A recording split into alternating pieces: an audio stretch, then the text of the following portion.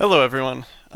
It's me, Sleepy Panda 27 again. I am here for a couple things. I made videos last Aegis season. Well, I made a couple and then stopped, and we'll get into that at the end of the video. But I still want this kind of content to exist, so I've sort of rethought how I want to approach making videos and how I can actually afford to do them consistently. And I've come up with an idea that I'll talk about at the end. But here we are. Aegis Season 2 has officially begun as of like last Friday, I think, and the qualifiers for it happened a bit before. And I wanted to, start making videos, updating it week to week again.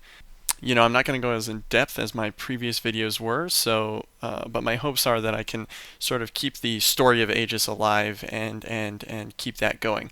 So, without further ado, let's look at where the start of season two, where are we starting? And with that, we have to think about how season one ended. So here I've got the Aegis Champions League. If you remember, there's two. The idea is that there's two leagues. There's going to be the champions, and that's going to consist of 8 teams. This was season one's format, and then there's going to be the Ascension League, and that is going to be also 8 teams in season one. And basically, this one has a higher entry fee of $60 and a top prize pool. The first place winners get 240, split amongst 4 people per team. The Ascension League entry fee is, I think, only $20. I think it's $20, and the prize pool is the top 2 teams get $80. Now, this was the format for season one. The other big thing is that the 2 bottom tier teams here and the 2 top teams here would compete to form next season's champion league. So seeds 1 through 6 are allowed to be in next, they get free seeds into next champion league.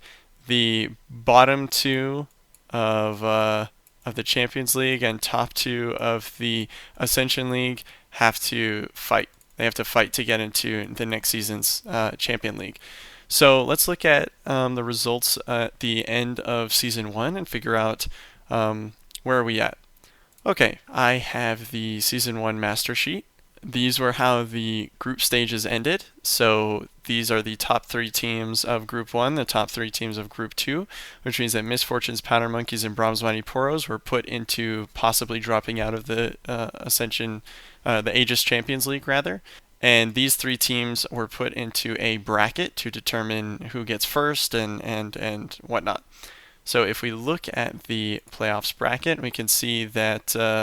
Oh yeah, let's also go over the Ascension team. The Ascension team, if we look at the standings, we had some pretty dominating teams, notably Trundle's Trolls in Group 1 and Aatrox's Darkin in Group 2 had incredible scores, 10-3 and 11-2. Of course, these are the only 2 teams that got a chance to go into the Ascension League. So the rest of these teams made no money, and they'll have to come back in Season 2 to fight their spot. So we have Aatrox's Darkin and Trundle's Trolls. Okay, so that means we can go back to this and look at the bracket here. So the first part of the bracket is these 2 teams, both Azir's Ascended and Maokai's Saplings. These 2 teams were the top seeds of their group. So this was first off, this is my team. So let's go. This was the number 1 seed in Group 1, and this was the number 1 seed in Group 2. Then these 2 were 2 and 3. And they were pitted against each other. So this happened week 1, and you can see that Draven's Biggest Fans moved on and Lee Sin's Dragons moved on. Then Swain's Flock and Victor's Glorious Evolution. Yeah, so they're just out. They just can't win. That's right. So these 2 are out of winning. Then Azir's Ascended and Draven's Biggest Fans fought, and Azir's Ascended won, and Lee Sin's Dragons won. And you can see, I'm happy to report, my team, Azir's Ascended, ended up being the victors of the whole thing. So we won the tournament, and that was good fun. And I'm really proud of my team. Lee Sin's Dragons got second, then Draven's Biggest Fans got third, and Maokai's Saplings got fourth, and then Swain's Flock and Victor's Glorious Evolution were bottom 4. And that leaves us with the Ascension League. So the way that works is, okay, actually it's top 2 teams in each group get to compete. Sorry, I thought it was the top one, but basically Trundle's Trolls and Aatrox's Darkin beat beat their respective teams, which makes sense. They're the most dominating teams in their group. And so these two teams both won $80. Nice. And they got a chance to go into the Champions League, which you'll notice Misfortune's Powder Monkeys was a team in the Champions League. Brahms Mighty Poros was in the Champions League. You can see that Misfortune's Powder Monkeys retained their spot in the Champions League. So Trundle's Trolls unfortunately does not get access to the Champions League next season. And you can see, but Aatrox's Darken had an upset, and now they're allowed to go in the Champions League for next season. So that's where we ended. That was the first and last, first places of season 1, and all things going well, the expected Champions League should have been. We're going to get into why it's different in a second here, but the Champions League for next season should have been the only one that was actually eliminated was going to be Brahms Mighty Poros, and these would have been replaced by Aatrox's Darken. Aatrox's Darken here. So Brahms Mighty Poros was going to be replaced by this team, and that was going to be, in theory, what the Champions League for Season 2 looked like. And then to determine the new Ascension League, anybody who wanted to play can qualify again, right? They'd have to qualify for it. Okay, so that's all well and good. What happened in this league? So, unfortunately, as part of this roster, Draven's biggest fans did not choose to return. Okay, so this team chose not to play in Season 2. So Brahms Mighty Poros was obviously disqualified from the previous season. And then Maokai's Saplings also chose not to return. So we actually, for Season 2, we only have 5 returning teams from the previous Champions League. And that is going to be Azir's Ascended, Lee Sin's Dragons, Victor's Glorious Evolution, Swain's Flock, and Misfortune's Powder Monkeys, with some changes to the teams as well, which we'll go over in a second. So unfortunately, Draven's biggest fans and Maokai Saplings chose not to play this season. So how did they fill in these 2 spots, right? So how did they fill that in? Well, the way that they chose to fill in these spots, as well as determine the Ascension League, was to host a qualification tournament here. And these are all of the teams on the qualification tournament. Let me zoom out here. These are all the teams that entered. Actually, this is their lineups. Let's see. Here's the teams that entered in their actual players. We can just do a quick look. I'll show you the results of it in a second here. But they entered a round robin, I believe, and it was these are the results here. So the team LOR Never Dies, you can see actually these 2 teams are the most important because we had to fill in 2 teams that chose not to play. So these 2 teams got instant access to the Champions League. So because 2 teams from the previous Champions League decided to drop out, these 2 teams got into the Champions League. And then the rest of these teams, I believe, are eligible for the Ascension League. Now, the problem, I think what happened, you'll notice, let's actually go look here. Only 6 teams are in the Ascensions League, okay? So if we look at the Ascension League, we only see 6 teams here. Why is that? I believe the reason is that Aegis did not know that Draven's biggest fans and Maokai's Saplings, they did not know that these 2 teams were not returning until it was too late, until they had already sort of crafted what the Ascension League was supposed to be, right? So they had already said, okay, all the 8 teams from last season, and then these 8 teams, this was the idea, this would be the Ascension League, okay? So the qualification tournament happened, and these 8 teams were supposed to be in the Ascension League. And then we find out, after this qualification tournament took place, I believe this is what happened, that Draven's biggest fans and Maokai Saplings aren't returning. So in order to have 8 people in the Ascension League, they basically said, okay, well, these 2 get into the Ascension League, and these 6 teams, these remaining 6 teams here, let me color this yellow, so we're Champions League, will make up the Ascension League. Now, I am not sure if these 2 teams got a chance.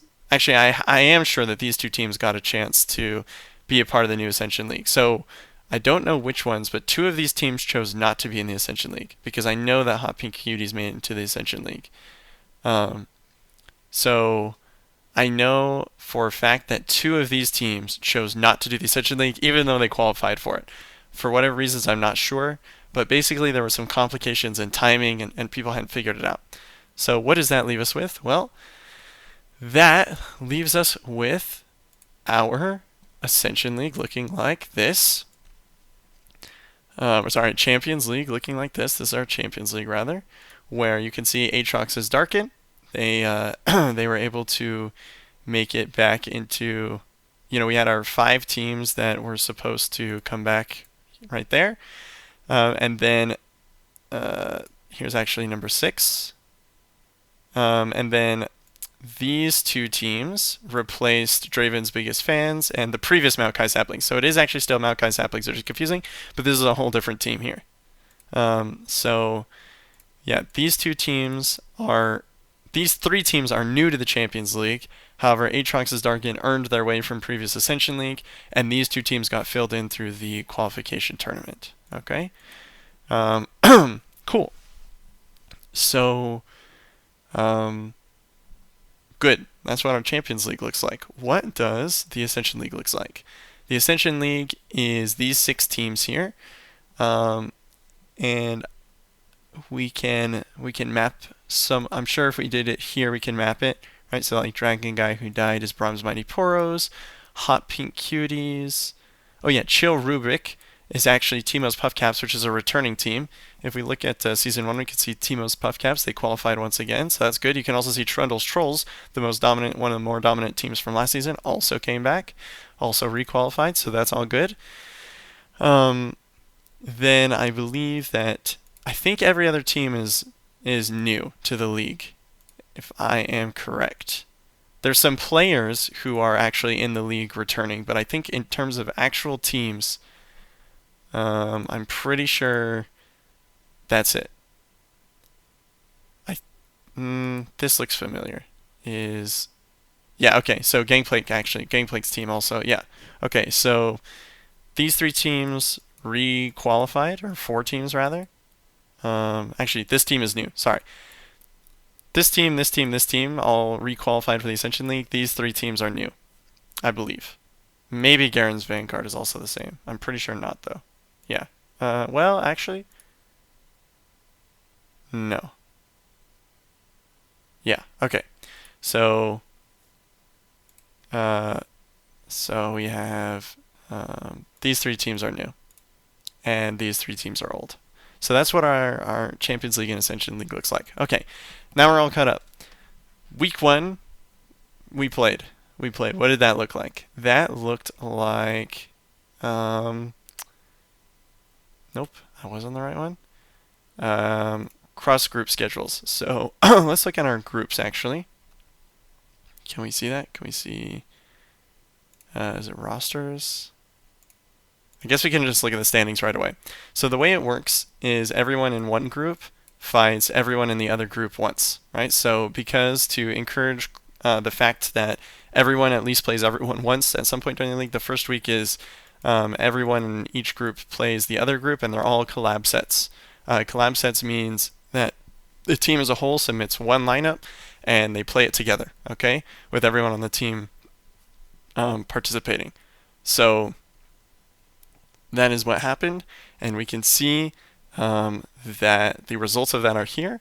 The best 2 teams was once again Azir's Ascendant and Lisa's Dragons, which is funny because this was the finals of last season.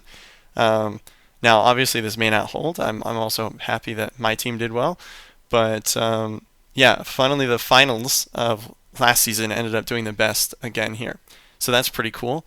And then you can see that there might be a slight discrepancy in that Group 2 had everyone else go 2-2, whereas Group 1 had 2-1-3s.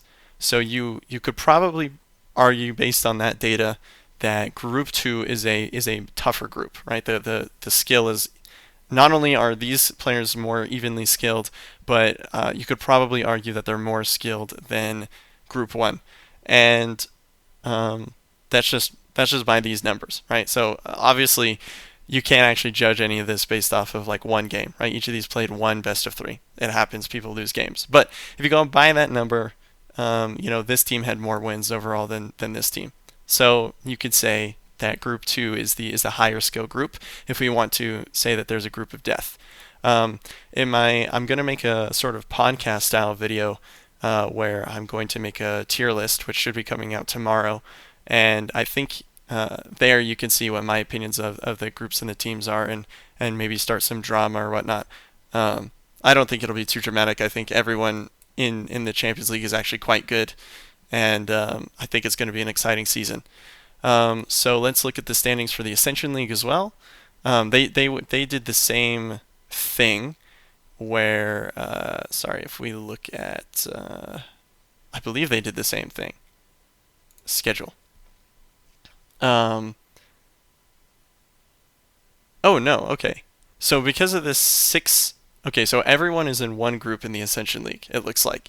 And I assume they had to submit their lineups. If we look at lineups, yeah, okay. Okay, so because of the weirdness of this league, what is going to happen is everyone is in one group and they just play like normal. So they all have to submit a lineup for 3 players and then a collaborative set lineup, or I assume, yes. And they play 2 of the sets with their lineups, being first pick or second pick, and then they play 1 collaborative set against another team, and they do this. I assume it's mathed out evenly. I haven't quite looked at it, and we can see that. So everyone is in one group here, and remember, so the changes for this season as well, there's another change where the top 4 of this league, the top 4 teams, will end up being able to go into the Champions League, and the bottom 4 teams of the Champions League might get kicked out. So to make the stakes a little bit higher, the way they're changing it is bottom 4 and top 4 are contending.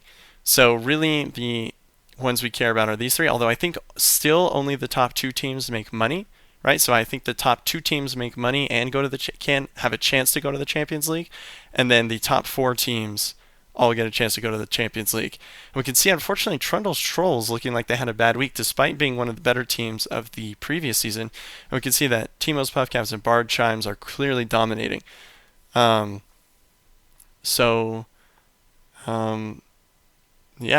that's that. Let's see here. Yeah, we can do a quick look at the decks, which is that Fearsome's absolutely crushed. And then these are more popular ones. I'll let you peruse that if you want your own time, but clearly Fearsome's actually was disgusting. 100% win rate, 82% ban rate. That's actually gross. That's disgusting. So that's a big scary thing to look at. And if we look at the decks for this one, we can see a sort of interesting story. Jananila was the most brought deck and got kind of crushed. Which is funny because the top 2 teams, right? Remember, we're talking about both Azir Descendant and Lisa Dragon. They brought lineups to counter Jananila, and you can see that ended up working out pretty well because Jananila did terribly. 36% win rate is bad. So did Mord Nora. That's pretty rough. And you can see here, Fearsome's is doing pretty well on Mono SI. Now, Fearsome's did. The actual Noxus variant, which is the more popular variant, did a lot worse in the Champions League than it did in the Ascension League. But we are also doing collaborative sets.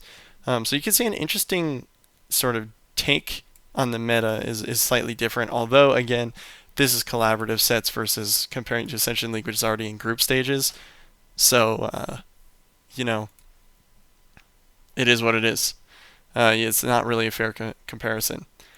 Okay, so that's as quick of a recap as I'm going to get. We're going to do I'm just going to follow them, sort of give a quick update, sort of, create some storylines here, try to get some interest. But I'm not going to go into in depth. And the last thing I want to talk about was what is the plan for videos. So last season I did videos and ended up stopping. And it's because I was too ambitious with my videos. They were taking way too long to make.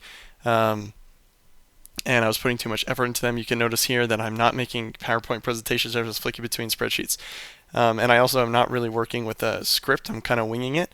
And that's because I just need to I want to pump these videos out quick. I'm caring about having them consistently upload each week and have low time to make. Because last season, it was taking me like 8 hours a week to make one video. And that was just too much time. I just couldn't couldn't afford that.